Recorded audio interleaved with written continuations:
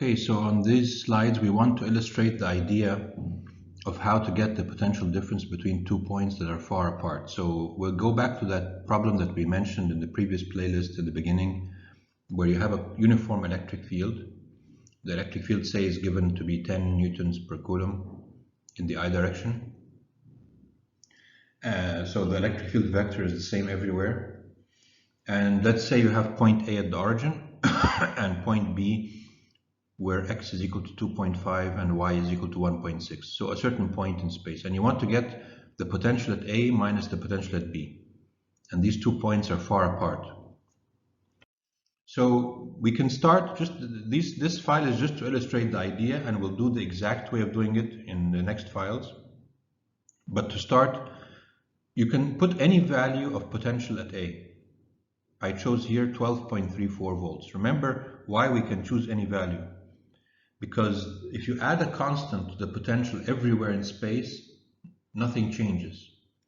We did this before. If you go back to the previous playlist, it has the explanation of why that's the case. So if someone starts out with different people start out with different values of potential at the first point, there will be no problem in the end. And in the end of this file, I'll show you exactly how that works out. So we can start out at point A with any value of potential. And then we know we have our infinitesimal circle. I'm going to take dr to be 0.5 meters in this problem just to illustrate the idea, and I'll explain why you can't take it to be that value in all problems. It'll just work out in this problem only. So if you know the value of the electric field at A, and you want to get the potential difference between A and B, we know how to do that using this infinitesimal circle that we derived before.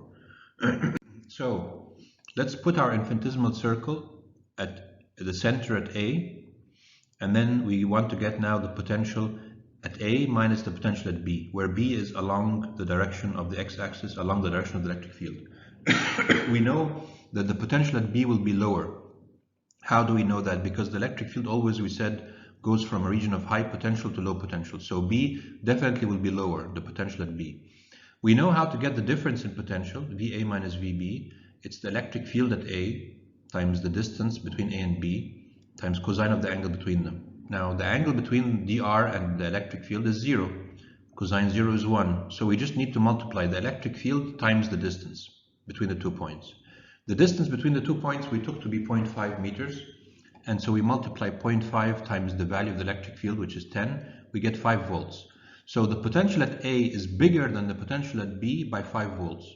That means the potential at B is lower than the potential at A by 5 volts.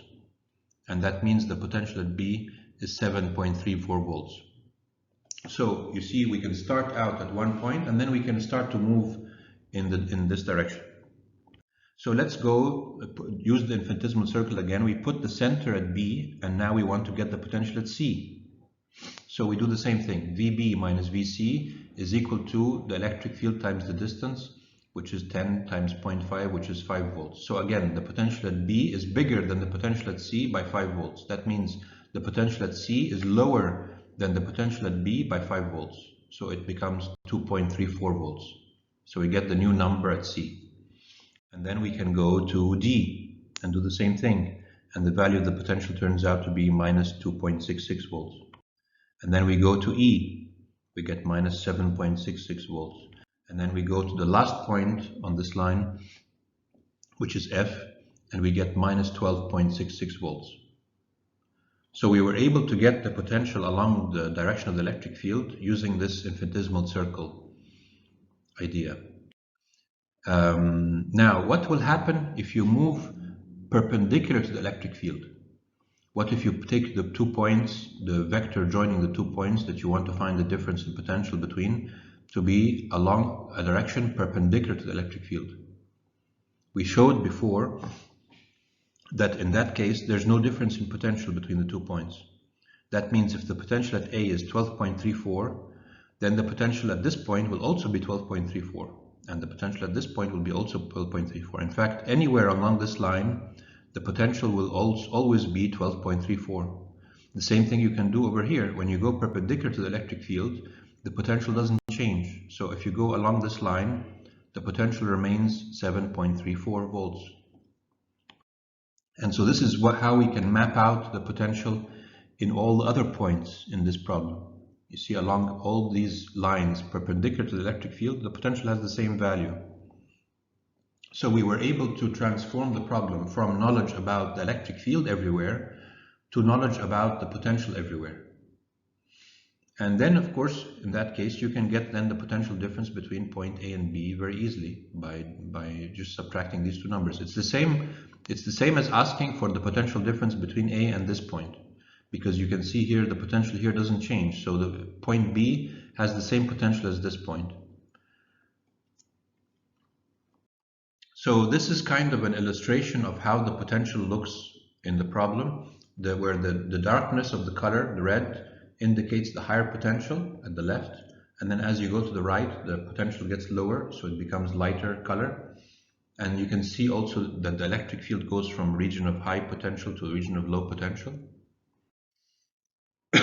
Just a comment about the way we took the dr to be 0.5 meters.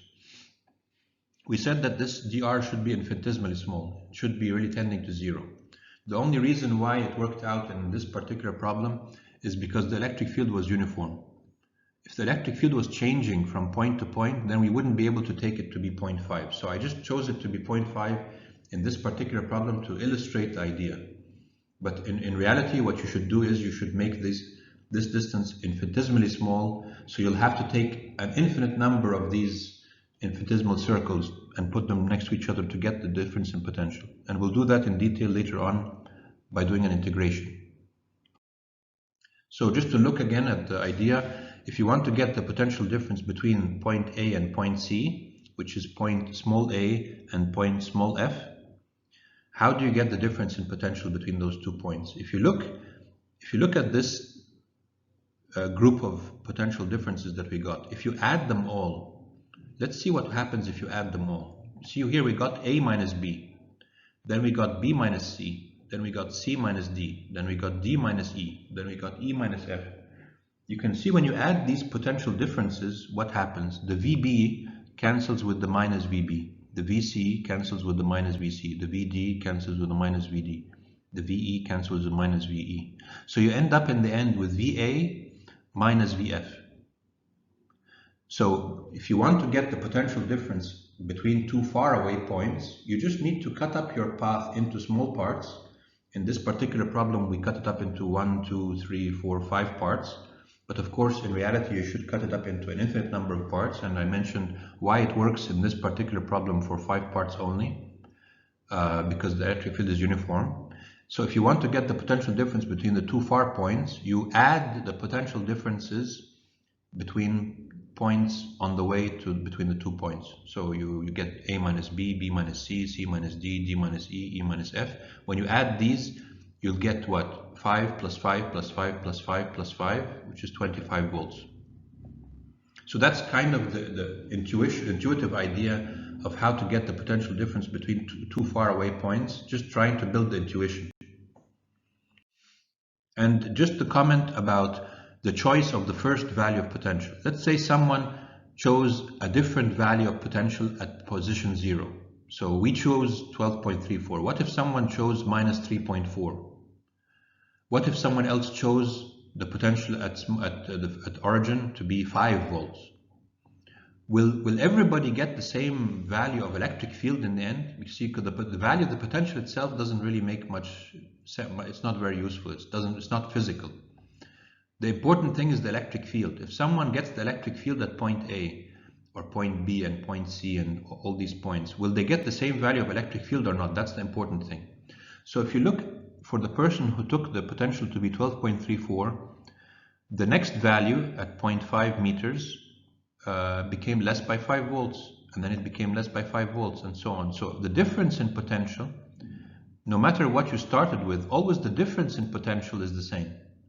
So if the person started out with 5 volts at point A, then the next point will be 0, and then minus 5, minus 10, minus 15, minus 20. So the difference in potential is always the same.